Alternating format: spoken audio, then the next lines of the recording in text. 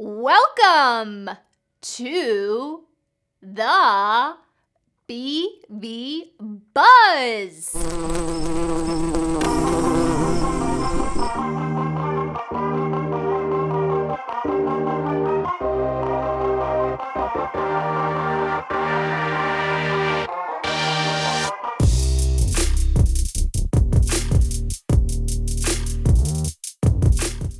Welcome back, folks, to the third episode of the BV Buzz. As you can see, I am here with resident Bill Comfer, who is the group leader of our Veterans Story Life group here on campus.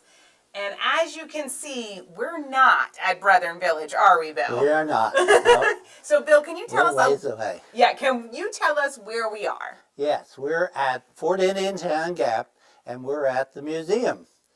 And this museum is a very interesting place. It has two buildings. This building being the main building, the other one used for storage.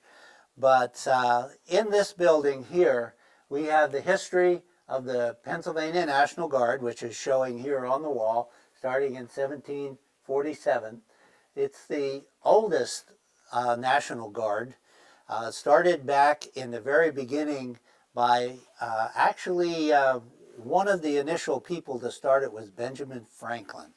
And he started the Franklin Associators in Philadelphia, who is now the cavalry in Philadelphia. They're still there, and they're still in their original building down there, which looks like a castle in the downtown Philadelphia area, which is really interesting. The other unit that's down there, large unit, is the engineers, and they have also been there for a long time, but not quite as long as Franklin's Associators.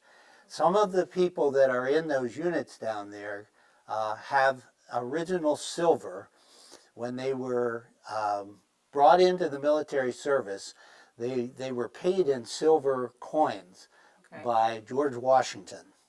And they melted some of that silver down, and they made goblets and punch bowls because they were all pretty rich and they didn't really need the money.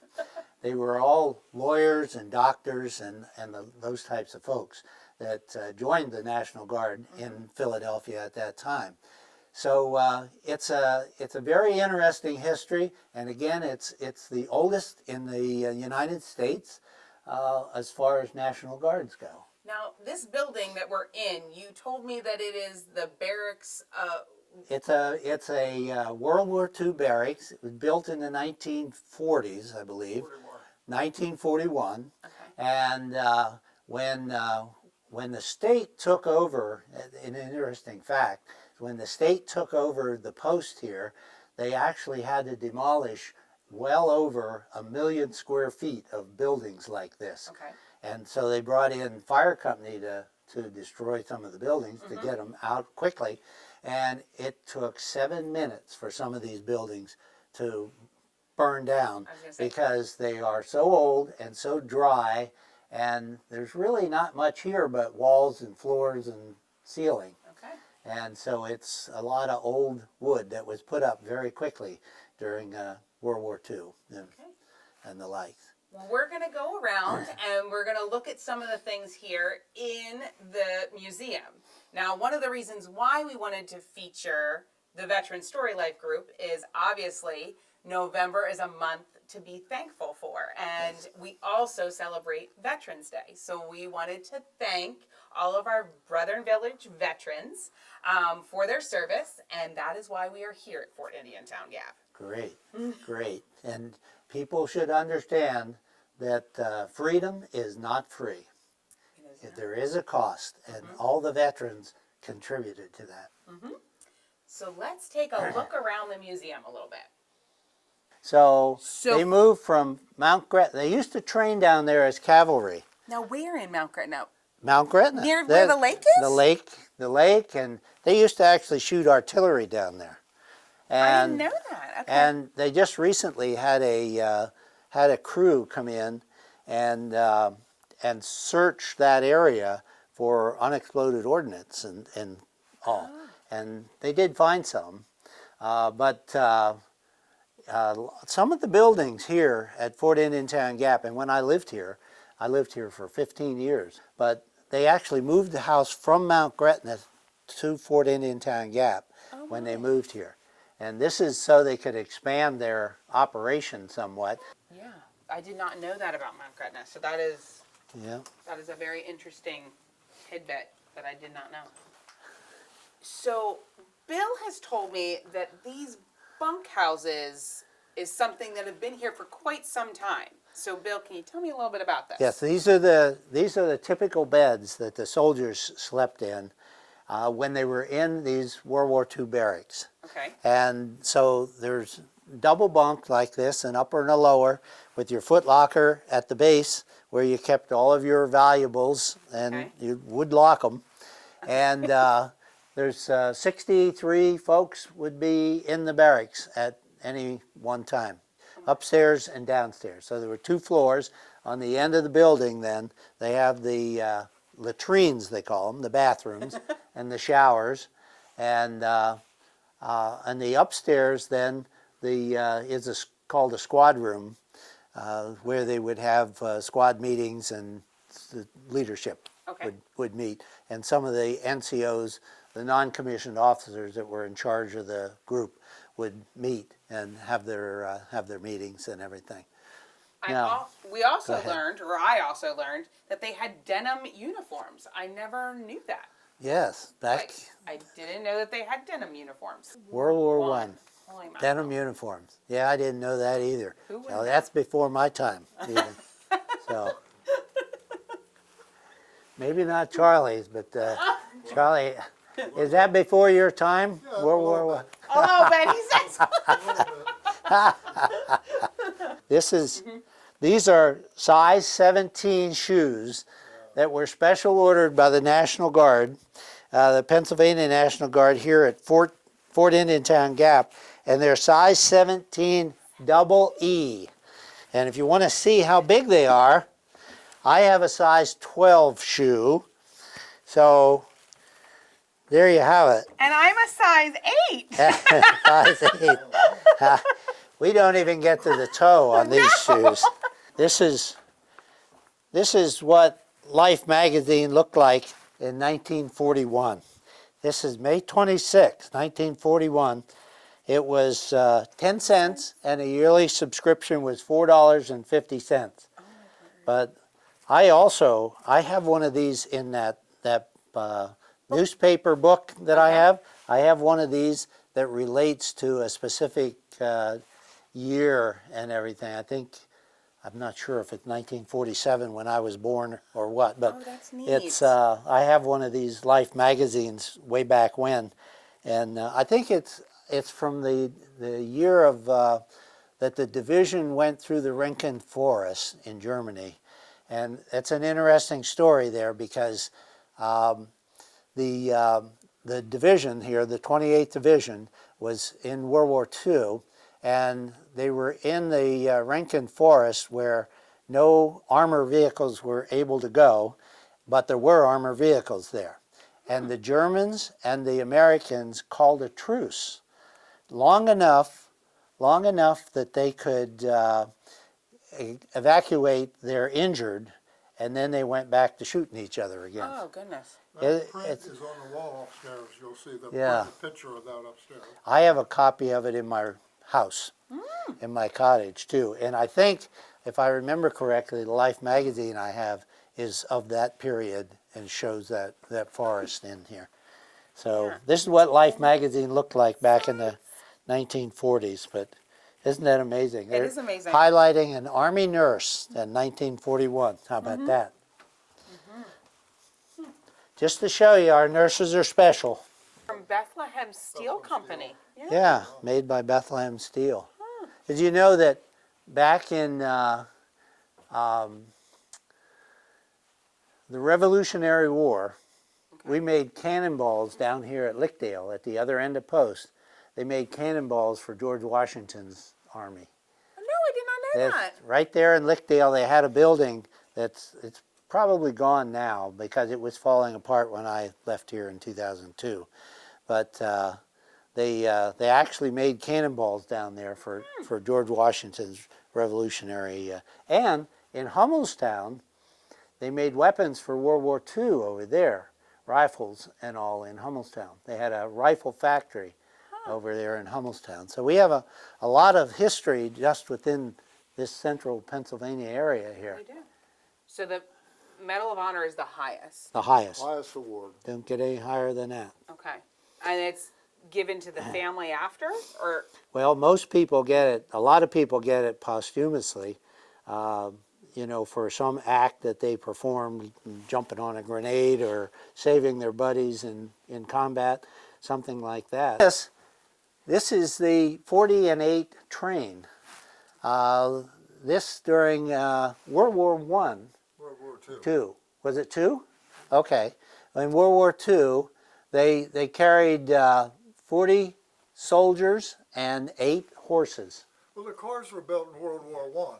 Yeah. But in World War II, So we want to thank Charlie Olwig for the curator of the museum for showing us a good day and showing us all the neat equipment. Come back and finish the second floor. We have a horse up there. A horse? Uh-huh. A Oh, stuffed- goodness. Okay, we'll have to come back. But you're not allowed to feed him. You're not defeating him. I like that. Some of you may say, why did we come to Fort Indian Town Gap? Bill, can you explain why we came to Fort Indian Town Gap? I can. I can tell you the whole story here. Basically, it's a place that's very near and dear to my heart because I spent in excess of 15 years living here, right on the post, and I worked here in a full-time job, both in the military and federal civil service for the government, and I was able to see this beautiful monument back here, the State Memorial, get built and designed and dedicated by Tom Ridge. And it's a wonderful place. It's you really fall in love with the natural beauty of Fort Indian Town Gap. This aircraft is a C130 aircraft. Now it has a designation beyond that, like a C130J or something like that. And not being an Air Force guy, I can't give you the exact nomenclature of it, but it's a C-130 aircraft, and they don't use this aircraft anymore. It was the most deployed unit in all of the combat that the United States has seen in the last 30 years or so. This unit was deployed more than any other unit in the United States military. So what did they use this plane for? Well, it has, if you look on the back of the tail back there, it has some special antennas. Okay. And so it's a PSYOP aircraft. They call it Psychological Operations Aircraft. So this aircraft was used to, they go into like Grenada. When they went into Grenada, this aircraft was there before any soldiers were there. And what they would do is they'd go in and they'd drop leaflets. They'd go in and they'd take over the radio stations and they take over the TV stations, and they actually broadcast from this aircraft and tell the people, the locals, what's going on, and that the soldiers that are coming in are there to help or whatever. And yeah, It's like he's like almost standing straight. And they going. actually have the engine at idle when they do that. Okay. I was And like, what so is he they're doing? coming in without power, and they use the rotor blade to actually slow the aircraft down, and when they tip it back like this, it's pulling the aircraft backwards like that, slowing it. Okay. So it can slow down when it hits the ground. It doesn't hit too hard. So that's a normal engine off type of operation, how they would do that. Okay, Bill. So apparently there's something special about all 3 of these helicopters behind me. Something very special. Okay. I had the privilege of flying all 3 of these aircraft at one time. Not these particular ones, but this style aircraft. Okay. So this is the Huey. This is where I spent 1,200 hours in Vietnam in the Huey. And then when I came back, I was able to fly this aircraft here, which is called a Cobra. And it's, as you can see, it's a gunship. And It has a Gatling gun on the front. It has rockets and missiles on the side. And this one in particular has anti-tank missile system on it and some rockets on it. They're 2.75-inch rockets, about that big, in that big round cylinder thing there. And then the last aircraft is the OH-6, Cayuse it's called. And the short name for it was Loach. Loach. It was Light Observation Helicopter, LOH. Okay. So how they used these in Vietnam was, this one was called the Hunter-Killer Team. And so these two flew together. This guy would fly about 1,500 feet, and then the Loach would fly at a treetop level. Okay. And he'd be right down near the ground so he could find the enemy. And then this guy would come in and take care of the enemy. Okay. So, but this is the guy, the Cobra type aircraft, when I was flying at 1,200 feet, this is the type of aircraft that actually hit me and knocked me out of the air. And then, While you were flying in a Huey. while I was flying in this Huey here. Yeah.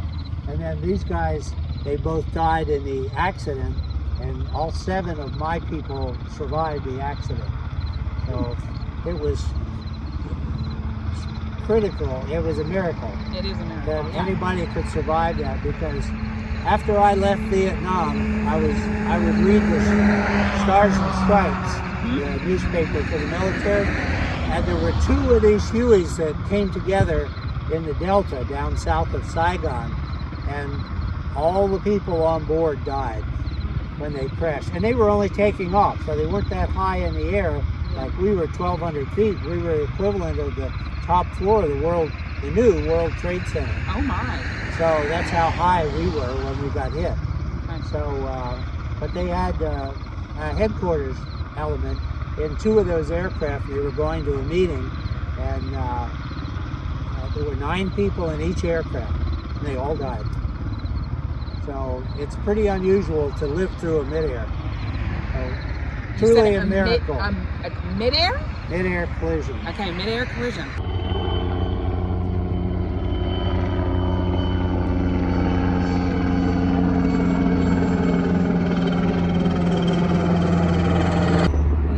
You want to explain what that means up there Yes. now? This is the 40 and 8 boxcar. It was a gift from the French government when we helped liberate them in World War II. And in fact, the division here in Pennsylvania, the 28th Division, was part of that liberation of France. And so we used to carry 40 men or 8 horses inside this boxcar. But after the war, they were so appreciative of our effort there that they actually filled 48 of these boxcars with gifts from France, bottles of wine and all sorts of things. Okay. And they sent one to each state in the Union for the United States. So there's one of these in every state in the Union. I just can't believe 40 men or 8 horses fit in this tiny little boxcar. It's pretty amazing. I'm sure it was a tight fit. Very tight fit.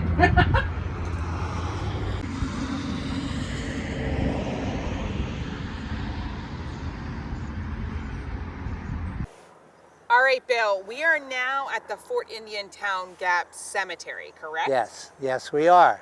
Okay, and this is, as you can see, there's flags on either side behind us. What is this called? Yes, this is called the Avenue of Flags, and it's significant and very important because to all the veterans, because these flags, every one of them, there's in excess of 640 flags here, but every one of these flags came off of a casket of an intern member of the service here. So they change these flags out every year, just about every year, as soon as they start to gray, and they will take them down for the winter months here shortly. Probably within a week or 2, they'll be taking them down and replacing putting them in storage for next year. So And- how do they acquire these flags? Are these flags of family members who turn in their loved ones' flags? Yes, if a family member gets buried at a national cemetery, this is a national cemetery, a federal facility, why they will always get a flag, will be a donation to that particular veteran, and it'll be draped on his casket. That's probably why the flag is so important to veterans, is that because it ends up being the last thing that they have, and it gets donated to the family, and if it's a spouse that's there, she gets the flag, and she can give her flag to the cemetery, and they will hang it here on the Avenue of Flags for everybody to see when they enter the cemetery area. And it'll be interesting to see as we drive through here how many flags there are, but there are in excess of 640 flags in here. It's amazing. And at this cemetery, they'll have a funeral for anywhere from 5 to 14 veterans every day, men and women, and their spouses. All right, so we're gonna go inside and show you a little bit of what there is to see inside the cemetery. Okay, and this is the main part of the cemetery, and this is the administration building on the right-hand side. So that's, if you have any questions, that's the place to go to ask questions. In that building over there, the administration building. And these folks here are extremely helpful.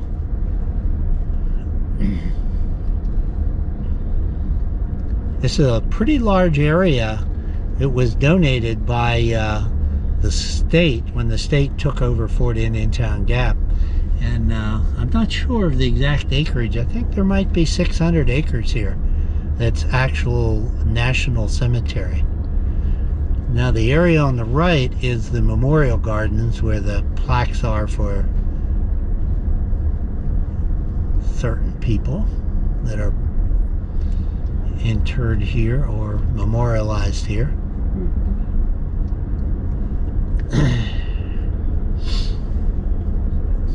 What is really neat about this place is that they keep it so natural.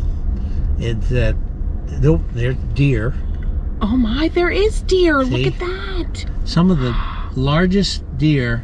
Fort Indiantown Gap has their own animal forester guy that actually a biologist, and they actually have the 17,000 acres has this one guy that works with nothing but the animals here, and they know exactly how many deer there are on here because they can check them on infrared with the helicopters.